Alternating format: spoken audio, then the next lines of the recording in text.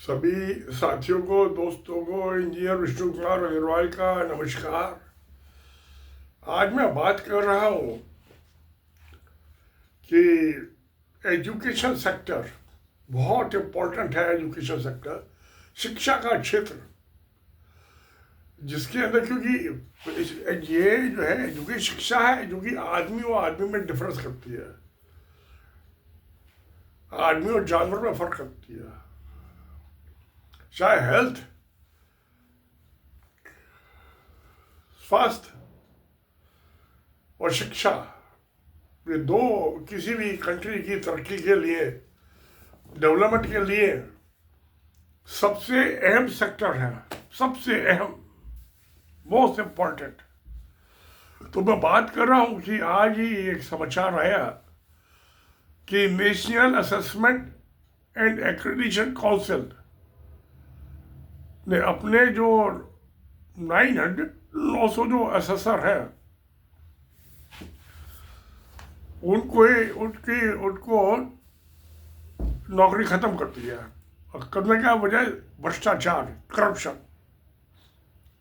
ये जो national assessment and accreditation council है, ये हर एजुकेशन के लिए, डिग्री कॉलेजेस और यूनिवर्सिटीज के एक्रेडिटेशन के लिए है। उनका असेसमेंट करते हैं। आज के टेक्नोलॉजी के ज़माने में ये सब ऑनलाइन हो सकता और कंटिन्यूस प्रोसेस हो सकता है। तो इसमें ये ज़्यादा इतने आदमियों की भर्ती की कोई ज़रूरत है ही नहीं, जब ऑनलाइन हो सकता है। कितने आदमी ने PhD की, किस क्वालिफिकेशन के आदमी है, किस यूनिवर्सिटी में प्रोफेसर्स हैं, लेक्चरर, टीचर्स हैं, कितने स्टूडेंट्स हैं।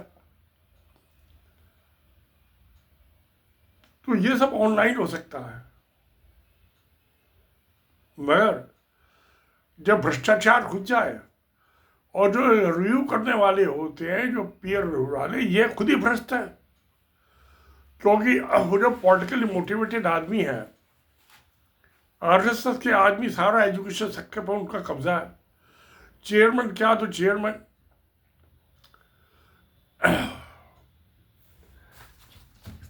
NAAC का क्या, उसका डायरेक्टर, वो खुद ही भ्रष्ट है। तो बड़े अफसोस की बात है। हेल्थ के बाद हिंदुस्तान में जो सबसे, भारत में करप्शन है, रैम्पंट, मासिव करप्शन।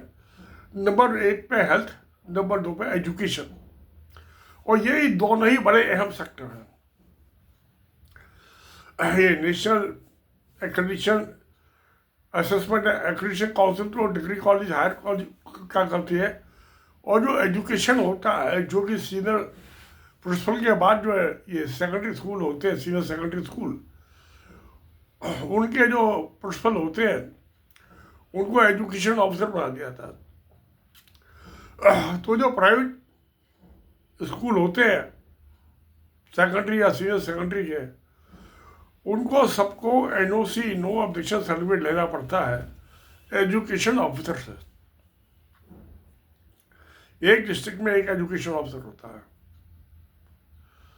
तो वो भी बिना ब्राइब के नहीं NOC देता। जब 50% स्टूडेंट्स जो हैं प्राइवेट स्कूलों में जा रहे हैं, तो फिर आप अंदाज लगाइए कि एजुकेशन ऑफिसर की कितनी कमाई होगी। और वो खुद नहीं खा जाता। जो डायरेक्टर एजुकेशन होता है स्टेट का, डिप्टी डायरेक्टर, वो सब में बंदरबाट होती है रिश्वत के पैसे। अब आप ये देखिए कि जब आप कॉलेज का और स्कूल का असेसमेंट कर रहे हैं, स्कूल की छोड़िए, अब हायर एजुकेशन की बात कर रहा हूँ आज मैं, 900 असेसर्स, वो उनकी जाते हैं इंस्पेक्शन के लिए डिग्री कॉलेज, यूनिवर्सिटीज में, उनका बायोडाटा देखते हैं। कितने रिसर्च हुए, कितना इनपुट हुआ, क्योंकि इनकी जो फाइनेंसेस होती है, जो यूनिवर्सिटी ग्रांट कमीशन को पैसा देता है डिग्री कॉलेज को, यूनिवर्सिटीज़ को, तो वो अमाउंट जो ग्रांट का होता है वो भी उसके असेसमेंट के जो है, जो हुआ उसकी जो ग्रेडिंग हुई उस पर बेस होता है। जिसके हायर ग्रेडिंग हुई उसको ज़्यादा यूनिवर्सिटी ग्रांट कमीशन ग्रांट्स देता है, जिसका कम हुआ उसको कम दिया। तो एक तो पैसे का खेल तो यही चालू हो गया। हर यूनिवर्सिटी और कॉलेज ये चाहेगा कि उसको ज़्यादा से ज़्यादा ग्रांट मिल जाए, उसको अच्छा ग्रेड मिले, अच्छे ग्रेड दे, जो ग्रेड देने वाले उनको ब्राइब दो। ये चेन हो गई, नीचे से ऊपर, ऊपर से नीचे। तो दोस्त आप क्या समझते हैं कि जो एक बहुत ही अहम सेक्टर है एजुकेशन, शिक्षा, शिक्षा दान तो धर्म माना गया है। शिक्षक का जो भगवान के बराबर गुरु का जो है ओहदा है, और उसमें भ्रष्टाचार खुलेआम हो रोजाना। और जो वो यूजीसी जो ग्रांट मिलती है यूनिवर्सिटी ग्रांट कमीशन से, और जो स्टूडेंट से फीस मिलती है उसका एक हिस्सा ये जो उनको रिकॉग्निशन देते हैं उनको उनके जेब में चला जाता है। बड़े दुख की बात है, तकलीफ की बात है कि हम धर्म की बात करते हैं, हम धार्मिक देश है, समाज है, और शिक्षा देना तो सबसे बड़ा धर्म है। शिक्षा देना ही धर्म है। एक टीचर का बड़ा मान सम्मान होता है, उसको बड़ी ऊंचा ओहदा है। वह क्या हो रहा है? भ्रष्टाचार, खुल्लम खुल्ला खेल हो रहा है। तो रुपया टेक्नोलॉजी जमाने में ऑनलाइन सब कुछ हो सकता है, उस पर बेस किया जा सकता है। आर्टिफिशियल इंटेलिजेंस, मशीन लर्निंग, तो आदमियों को इनकी जरूरत ही नहीं है। वो क्या होता है, एक कॉलेज का जो एसेसर होता है, प्रिंसिपल वगैरह हुआ, डीन हुआ, उसको दूसरे कॉलेज में इंस्पेक्शन के लिए भेज दिया। तो आप मेरे कॉलेज को अच्छा असेसमेंट दो, मैं आपको वो दूँ। आप मेरे मुंह में लड्डू दो, मैं आपके मुंह में लड्डू दूँ। और ये गवर्नमेंट के होते हैं सब। और जो प्राइवेट यूनिवर्सिटी है, आजकल तो बहुत प्राइवेट यूनिवर्सिटी कॉलेज खुले हैं, शायद आधे से ज़्यादा वही हो गए। तो ब्राइब वसूली होती है वहाँ, एक्सटॉर्शन। तो मुझे तो बड़ा तकलीफ है, पता नहीं मेरे साथियों को, दोस्तों को भी होगी। सुधार होना चाहिए, उम्मीद करते हैं अच्छा होगा।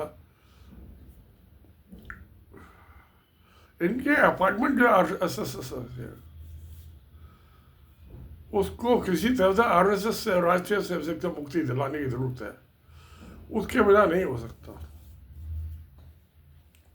जब ये पॉलिटिकल हो जाते हैं, एजुकेशन पॉलिटिक्स हो जाती है, तो भाई यही होना क्या है? वो पॉलिटिकल पार्टी से असाइन हो गए, लाइन हुआ, उसी के बेस पे उनका सिलेक्शन हुआ। तो चलिए देखिए क्या होता है। नीचे से ला के एजुकेशन अफसर, तो वो नीचे छोटे बच्चे होते हैं, छठी क्लास से 12वीं तक के, 12th तक, उसके लिए होते हैं एजुकेशन ऑफिसर। और ये NANSC जो बनाई है, ये हर एजुकेशन के लिए वो बुरा हाल है, बहुत तकलीफ है। यही वजह है कि हम चीन के मुकाबले पिछड़ गए। वहाँ हेल्थ सेक्टर और एजुकेशन सेक्टर दोनों में पिछड़ गए। उससे इंडिया की इकोनॉमी डिस्ट्रॉय हो गई। कहाँ उसकी 20 ट्रिलियन इकोनॉमी चाइना की, हमारी 3.25 3.5 ट्रिलियन, जबकि उससे बहुत आगे निकल सकते थे। मगर यहाँ कम्युनल माइंडसेट, सांप्रदायिकता और भ्रष्टाचार, इसने हिंदुस्तान को डुबो दिया।